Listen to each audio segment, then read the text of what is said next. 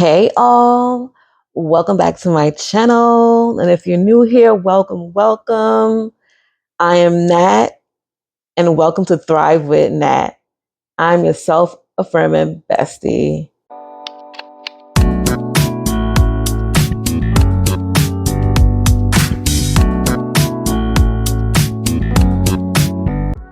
So today I want to talk to you guys about perfectionism and how it is like truly paralyzing and is the enemy of progress. I think Churchill said that, how perfectionism is the enemy of progress. I'm a recovering perfectionist. I truly believe that perfectionism paralyzed a lot of areas in my life.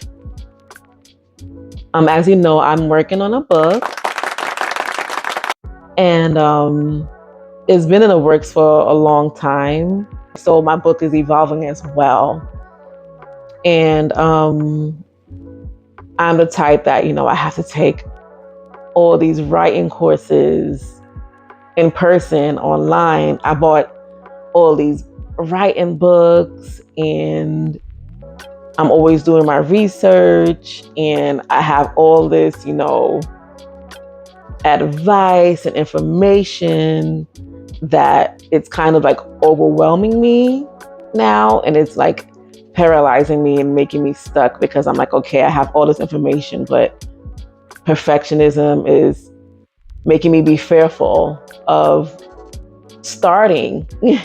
I do have all this information, and I believe I fell into something that's called paralysis analysis. So I think I would describe paralysis analysis of like fear of making a decision or a choice because you feel like there's more information to know and learn. There's more to know and learn. There's more. I can't start yet. I'm scared. Hold on. Do I have enough information to do this? And then you get stuck in your head. So you get that analysis paralysis, and you become stuck and paralyzed with all this information, but it's just too much and you become overwhelmed. So that's where I was at for a long time. So I think all this overthinking, all this excessive research, it really got to me because I have this thing of, it has to be perfect. Knowing that nothing is perfect. Knowing that I know nothing is perfect, but I know that's something that I'm still working on and I had to work on. I've gotten better, but there's still a lot of perfection tendencies that's in me because that is a part of my personality. So I do want to read to you the definition of perfectionism.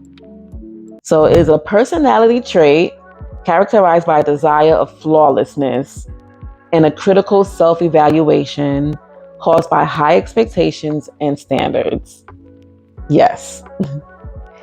So like I was saying, how perfectionism can truly paralyze you. And then you get into this endless cycle of, you have to do better, you have to improve and get better. No, that's not good enough. And it's become like a vicious cycle.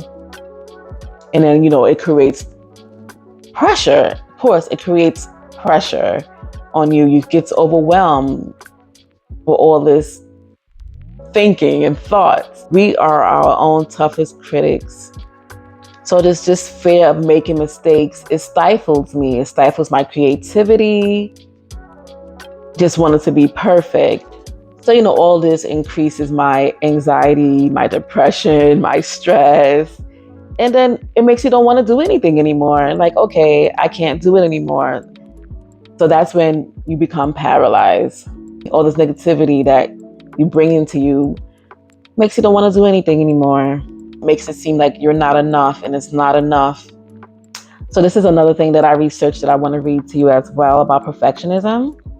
It says perfectionism is complex of internal beliefs and external influences that can lead individuals to set unrealistic goals and experience excessive self-criticism. Like I say, we are our toughest critics. So I believe perfectionism, it has its internal factors and then it has its external factors. So I'm going to speak briefly on the internal factors. And the internal factors are, like I said, just the fear, having the fear of failure. That's one internal factor. Another internal factor is just the need to control everything in the environment. You just have to have that control so you can know the outcome. And another one that I can relate to truly a lot is this: I used to have low self-esteem, and I tied my worth with achievements. So now I want to speak briefly on external factors of perfectionism. One thing is high parental expectations. As we were growing up, like they had our parents, of course they want the best for us, but they had these high expectations and high standards that they want us to set for ourselves. And that leaves you with a lot of pressure. So of course you want to be perfect for them. And of course you just want to be perfect. Another thing is societal pressure, like pressure from society, like, oh, I have to be perfect. Everyone is watching me. Everyone is looking. I can't make no mistakes. It has to be perfect. So the society plays a huge and major part on our perfectionism, on how people see us and view us. Another thing is living in a critical or judgmental environment. This can bring about, shame. And it makes a person feel like failure is not an option. And if they feel that they're, worthless. So you want to try to be perfect to avoid failure and disapproval of others. Another external factor is when somebody experiences trauma, being it physical abuse or just neglect. An individual, they feel as if they have to be perfect because they want to feel safe and be in control. So here are ways that I am overcoming perfectionism. And these are, tips that I use for myself that work for me to get me further along with my book. And now I have a clearer vision of where I'm going, what I'm doing now, and I'm more focused. So number one, just embrace your imperfections. No one's perfect.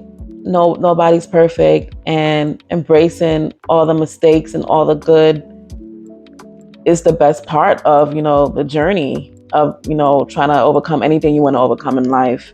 So mistakes is like the natural part of life and growing up. Like, how will we learn without making any mistakes?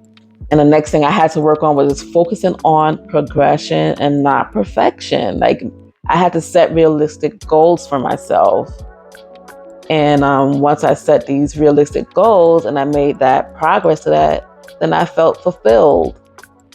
So then I want to move forward making these realistic goals. Another thing that was huge for me that I really had to work on was self-compassion. Like, I really had to give myself self-compassion and be kind to myself, give myself grace. Like, how would I treat a friend that was going through something like this?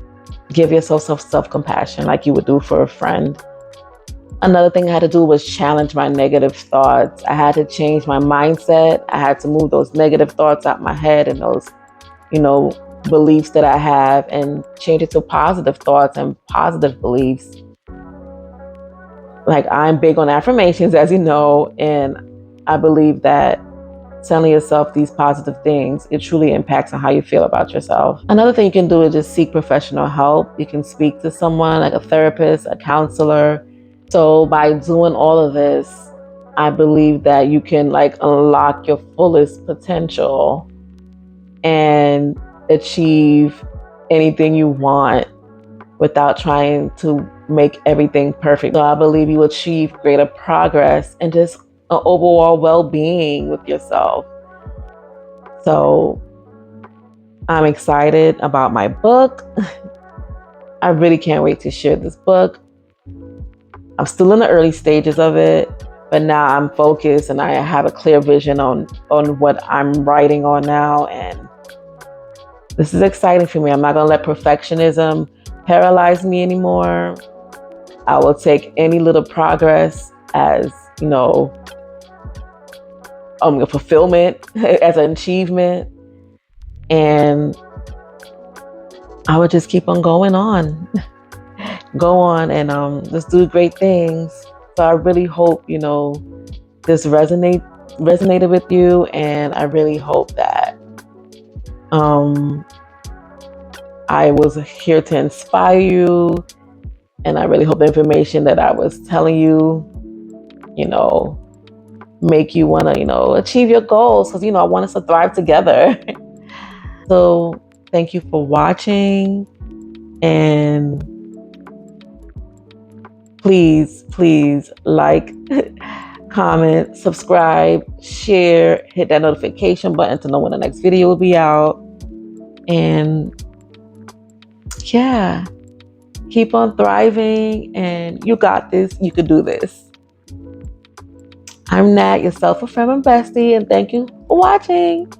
Bye.